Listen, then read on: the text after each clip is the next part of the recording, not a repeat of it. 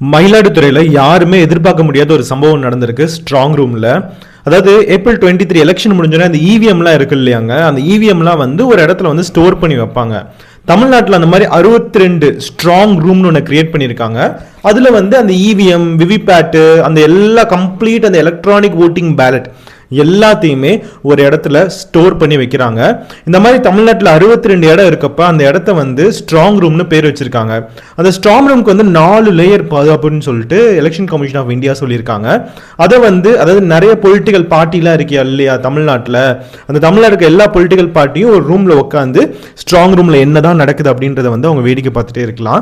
24x7 24x7 கம்ப்ளீட்டா வந்து strong ரூமை வந்து மானிட்டர் பண்ணிட்டே இருக்கணும்னு சொல்லிட்டு தளபதி விஜய் வந்து சொல்லியிருக்காரு. இப்படி மானிட்டர் பண்ணிட்டே இருக்கும்போது என்ன ஆகுதுன்னா வந்து மயிலாடுதுறையில் இந்த டிவிகே பார்ட்டியோட மெம்பர்ஸ் அப்புறம் எல்லா மற்ற கட்சியினர்லாம் என்ன பண்ணியிருக்காங்கன்னா வந்து எஸ்பெஷலி டிவிகே பார்ட்டி மெம்பர்ஸ் தான். அதாவது வந்து அவங்க ஒரு பிரச்சனையை கண்டுபிடிக்கிறாங்க. என்ன பிரச்சனைனா வந்து அந்த அதாவது கேமரா இருக்கு இல்லையா ஸ்ட்ராங் ரூம்ல அந்த 4 லேயர் பாதுகாப்புல முக்கியமான ஒரு பாதுகாப்பு பார்த்தீங்கன்னா அந்த கேமரா சிசிடிவி பாதுகாப்பு. அந்த சிசிடிவி பாதுகாப்புல பாத்தீங்கன்னா கேமரால ஒரு டிஃப்ரெண்ட் டைமிங் காட்டுது. அதாவது உள்ள அந்த ஸ்ட்ராங் ரூம்ல இருக்க அந்த ஒரு டிவியில அதில் வேற டிஃப்ரெண்ட் டைமிங் காட்டுது. மிகப்பெரிய ஷாக் எல்லாத்துக்கும். என்னடா அதாவது வந்து ஓட்டிங் பேலட் எல்லாத்தையும் மாற்றிக்கிட்டு இருக்காங்களா, ஏதாவது எல்லாத்தையும் ஒரு பெரிய ஒரு ஊழல் நடந்துட்டு இருக்கா, ஏதாவது ஒரு மால் ப்ராக்டிஸ் நடந்துட்டு இருக்கா எலெக்ஷன்லன்னு சொல்லிட்டு மிகப்பெரிய ஒரு தாக்கத்தினால அந்த டிவிகே பார்ட்டி மெம்பர் வந்து அங்கே இருக்க தாசில்தாரை கேட்குறாங்க. தாசில்தார் வந்து ஆர்டிஓ கேளுங்கன்னு சொல்லியிருக்காங்க. ஆர்டிஓ வந்து டிஸ்ட்ரிக்ட் கலெக்டர் கேளுங்கன்னு சொல்லியிருக்காங்க. மிகப்பெரிய ஒரு குழப்பம் நடந்துகிட்டே இருக்குது. ஆனால் என்ன பிரச்சனைனா அந்த இடத்துல அதாவது சிசிடிவி கேமரா இருக்கு இல்லையாங்க, சிசிடிவி கேமராவில் பார்த்தீங்கன்னா ஒரு 12 மணின்னு காட்டுதுன்னு வச்சுக்கோமே.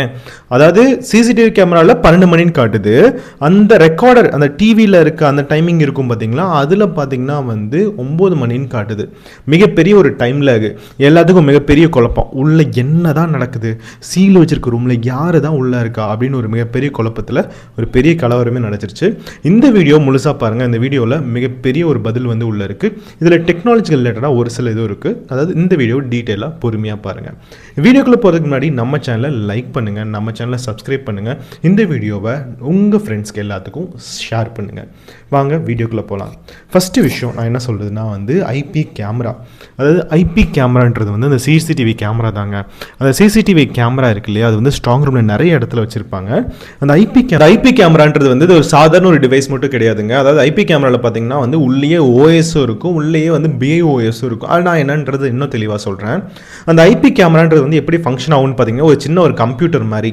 அந்த கம்ப்யூட்டருக்குள்ளே சிபியூ இருக்கும், அதுக்குள்ளே நிறைய டயோட் இருக்கும், அதுக்குள்ளே நிறைய ஓஎஸ் வந்து ப்ரோக்ராம் பண்ணி வச்சுருப்பாங்க. இந்த மாதிரி நிறையா இது இருக்குது பார்த்தீங்களா, அதே மாதிரி தான் உங்கள் லேப்டாப் மாதிரி உங்கள் சிபியூ மாதிரி தான் அந்த ஒரு சாதாரண ஒரு கேமராவுங்க. அது எப்படி சாதாரண ஒரு கேமராவில் வந்து இவ்வளோ விஷயம் இருக்குன்னு கேட்டிங்கன்னா, ஃபஸ்ட்டு விஷயம் சாதாரண ஒரு கேமராவில் ஓஎஸும் இருக்குங்க. லேப்டாப்லேயும் சிபியூலையும் எப்படி நம்ம ஓஎஸ் போகிறோம், அந்த ஓஎஸ் வந்து கம்ப்யூட்டரோட அதாவது அந்த சிசிடிவி கேமராலேயே இருக்கும். அந்த சிசிடிவி கேமராவுக்கு அந்த ஐபி அட்ரஸ் இருக்கும். நெக்ஸ்ட் வந்து அந்த சிசிடிவி கேமராவில் அதாவது ஓஎஸும் லோடாக இருக்கும். ஓஎஸும் இல்லாமல் பிஐஓஎஸ்ன்னு சொல்லுவாங்க. அதாவது வந்து அந்த சாஃப்ட்வேர் அப்டேட்டு புதுசாக ஏதாவது அப்டேட் வந்துச்சுன்னா அதை வந்து அதுவே ஆட்டோமேட்டிக்காக ரீலோட் பண்ணிக்கிறது, சுவிட்ச் ஆஃப் ஆகி சுவிட்ச் ஆன் ஆகும்போது என்ன பண்ணும் அப்படின்றது, எத்தனை செகண்டில் எந்த ஒரு ஸ்பீடில் வந்து கேமரா ரெக்கார்ட் பண்ணும் அப்படின்றது, ஃப்ராக்ஷன் ஆஃப் செகண்ட், அந்த 480p 820p 1080p எல்லாத்தையுமே வந்து அதுதான் லோட் பண்ணி வச்சுருக்கோம். அதாவது வந்து ஒரு கம்ப்யூட்டரோட சாஃப்ட்வேர்னு வச்சுக்கோமே. அந்த ஆப்ரேட்டிங் சிஸ்டம் வந்து ஒரு சாஃப்ட்வேர். பிஐஓஎஸ் அப்படின்றது வந்து அது ஆஃப் ஆகி ஆன் ஆகும்போது ரீஸ்டார்ட் ஆகும்போது என்னென்னலாம் பண்ணுன்ற ஒரு கமாண்டுன்னு வச்சுக்கலாம். ஸோ இந்த ரெண்டுமே வந்து ஆட்டோமேட்டிக்காக லோட் ஆகி இருக்கும். அடுத்து வந்து முக்கியமான விஷயம் ஆர்டிசின்னு சொல்லுவாங்க. அதாவது வந்து ரியல் டைம் கிளாக்கு. அந்த சிசிடிவியில் ஆட்டோமேட்டிக்காக ஒரு டைமிங் வந்து ஓடிட்டே இருக்குங்க. இது கொஞ்சம் ஆச்சரியமாக இருக்குல்ல, எனக்கும் அப்படி தான் இருந்துச்சு. அதாவது வந்து அந்த ஆர்டிசி ரியல் டைம் கிளாக் பார்த்தீங்கன்னா ஒவ்வொரு சிசிடிவி கேமராவும் ஒவ்வொரு லேப்டாப்பும் நான் சொன்னேன் இல்லையா, அந்த ஒவ்வொரு சிசிடிவி கேமராலையும் ஒவ்வொரு டைமிங் வந்து ரன் பண்ணிகிட்டே இருக்கணும். அந்த ரன் பண்ணிகிட்டே இருக்குது பார்த்தீங்களா. அதாவது வந்து நார்மலாக ஒரு கேமரா இருக்குது, அது எல்லாத்தையும் ரெக்கார்ட் பண்ணிகிட்ருக்கு. அந்த ரெக்கார்ட் பண்ணதை வந்து ஒரு ஹார்ட் டிஸ்க்லையோ ஏதாவது ஒரு மெமரிலையோ ஸ்டோர் பண்ணும் இல்லையா, அந்த ஸ்டோரிங் டிவைஸ் தான் network video recorder. Network video record தான் வந்து அதாவது வந்து ஒரு சிசிடிவி கேமரா ஒரு 4 to 8 சிசிடிவி கேமரா வச்சுருக்கேன்னு நீங்கள் நினச்சிக்கலாம். ப்ளஸ் ஒரு நெட்வொர்க் வீடியோ ரெக்கார்டர். இதுதான் வந்து கம்ப்ளீட் சிசிடிவி கேமராவோட ஒரு செட்டிங்க. அதாவது அந்த நெட்வொர்க் வீடியோ ரெக்கார்டர் என்ன பண்ணுன்னா வந்து கம்ப்ளீட்டாக ஸ்டோர் பண்ணி வைக்கும். இப்போ நிறைய அட்வான்ஸ்டாக ஒரு வருஷத்துக்கு கூட வந்து நம்ம ஸ்டோர் பண்ணி வைக்கலாம். அங்கே இருக்க சிசிடிவி கேமரா எல்லாத்தையுமே நெட்வொர்க் வீடியோ ரெக்கார்டர் தான் வந்து அதோட டேட்டா எல்லாத்தையும் ஸ்டோர் பண்ணி வைக்குது. நெட்வொர்க் வீடியோ ரெக்கார்ட்லேயும் ஓஎஸ் இருக்குது, அதுலேயும் BIOS இருக்குது. அதுலேயும் தனியாக அதில் என்ன பண்ணுன்னா அதுலேயும் வந்து ரியல் டைம் கிளாக் வந்து ஓடிட்டே இருக்குங்க. அது வந்து இப்போ நீங்கள் நினச்சி பாருங்கள், ஒரு 8 CCTV கேமரா இருக்குது, 8 டிஃப்ரெண்ட் கிளாக்கு, ஒரு NVC இருக்குது, அந்த ஒரு NVC ஒரு தனி கிளாக்கு, அது எல்லாமே சேர்ந்த ஒரு CCTV செட்டிங். முக்கியமாக என்ன பண்ணுவாங்க, அந்த CCTV கேமரா வந்து வைக்கிறாங்க இல்லையா, அவங்க என்ன பண்ணுவாங்கன்னா வந்து CCTV கேமரா வைக்கும் போதே வந்து எல்லா டைமிங் செட்டிங்ஸையும் வந்து காமன் ஆக்கிடுவாங்க.